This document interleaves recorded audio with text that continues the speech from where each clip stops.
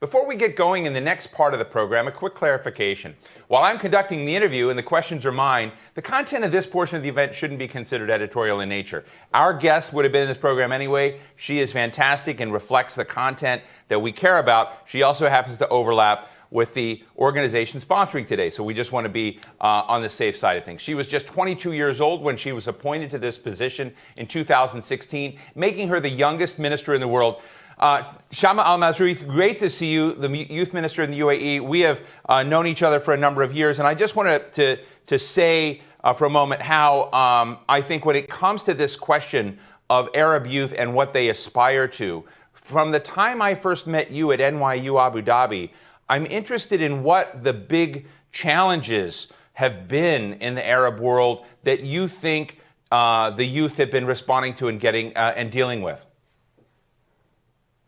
First of all, it's an honor to join you today on this interview, and it's been an important election week for the US. And I want to extend, first of all, my congratulations to President-elect Biden and VP-elect Harris for a really historical victory of a historical election with the highest voter turnout on record. And I think the first ever woman, African-American and Asian-American elected VP.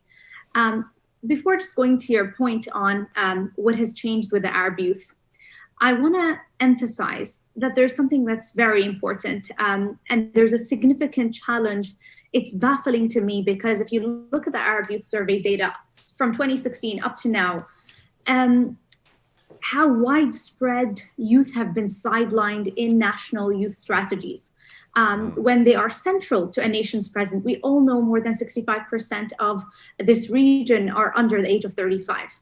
The Arab Youth Survey demonstrates the impact this has on a long-term erosion of hope, of trust, of opportunity, of contribution erosion. And we've seen that youth want to use their voice one way or the other, and youth are worthy of having their voices heard and needs met. And the question, just to go back to you, is it's up to governments to choose how inclusive they are of young people and the outcomes that they are willing to accept continuously. And if governments don't listen and engage, this poses an impossible dilemma for youth.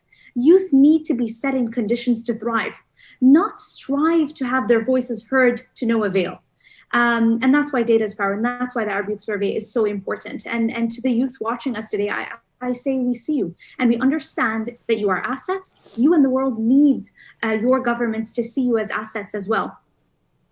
Well, I think one of the questions then is that you had said previously that you're happy in the UAE that the National Youth Strategy was not something that had been archived and was on a shelf and was more organic and real in dealing with aspirations essentially in real time, which is what I find so valuable about this study. But as you look at COVID, as you look at the employment crisis, as you look at evolving attitudes, on faith as a door opener, not faith as a restrictor.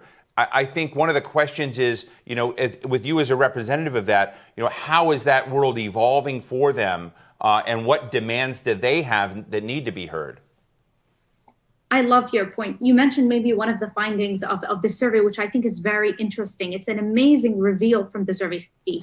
Arab youth prioritize their faith and they want religious reforms to meet modern times. And it's a yes and, not an either or.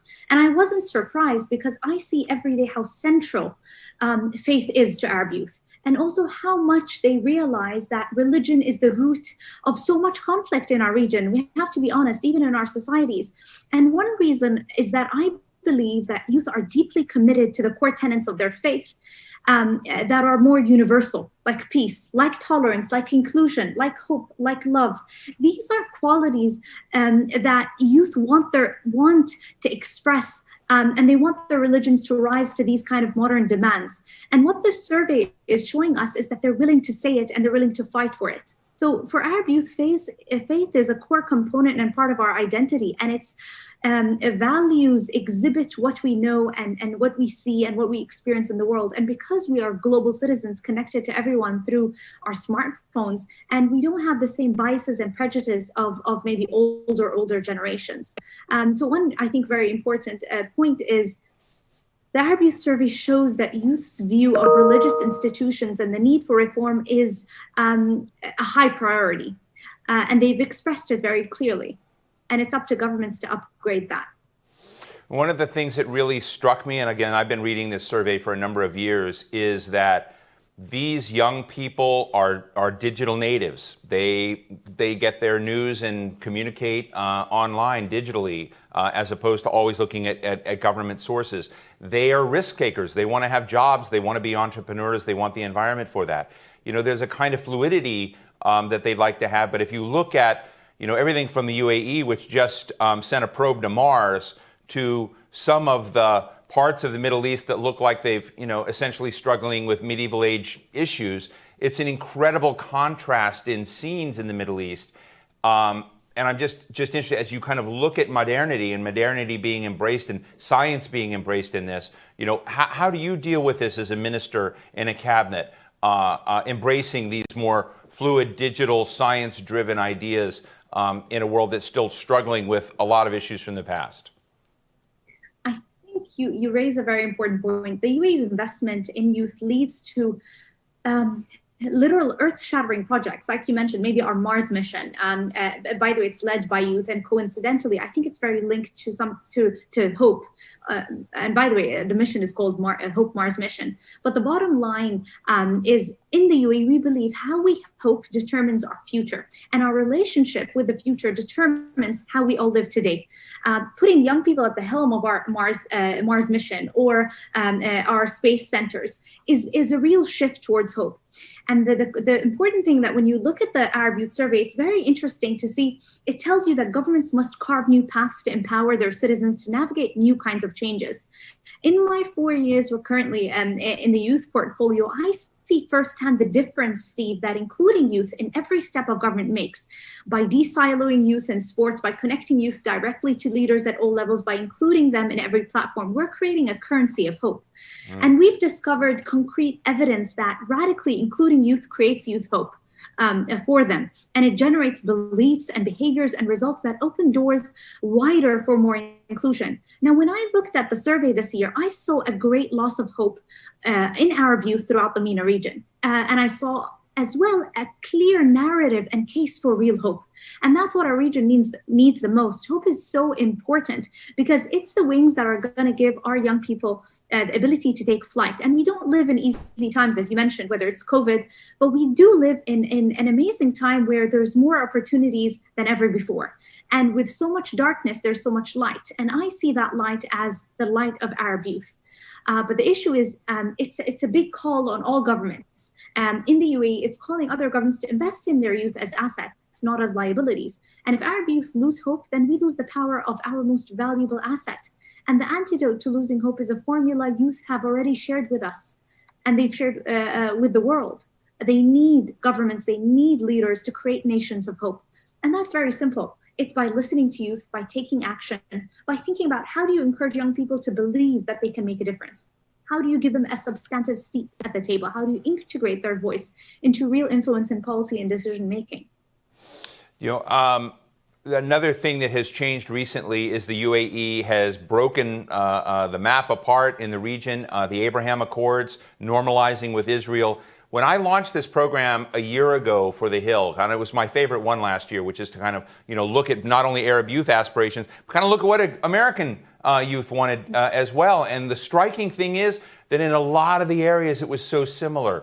You know, jobs, economic opportunity, swim in the digital lane, you know, looking at a lot of these various issues. So the similarities were abounding. Now that Israel and Israeli youth are becoming part of the project, and we have a participant from Israel here today, how do you think Arab youth are going to embrace or not embrace the fact that there's another contributor to the aspirations in the region?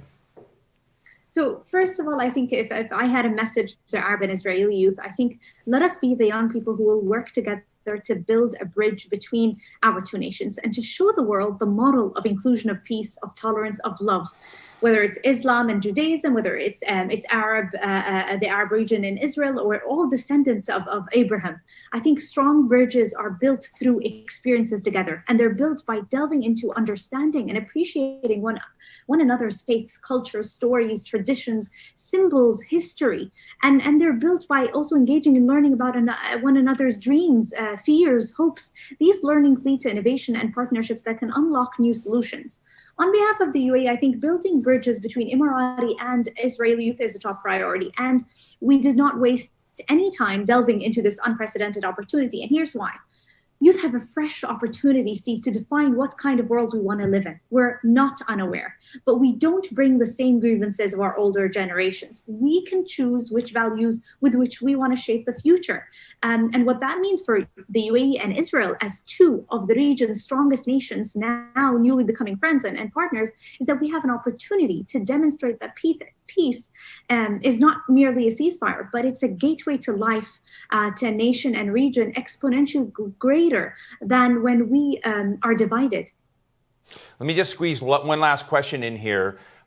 You oversee, I think, international youth exchange programs. And you know, when I grew up, international youth exchange programs were hugely important to my own kind of broadening of my awareness of things. I know you went to NYU Abu Dhabi. You had that experience, you know, in your university.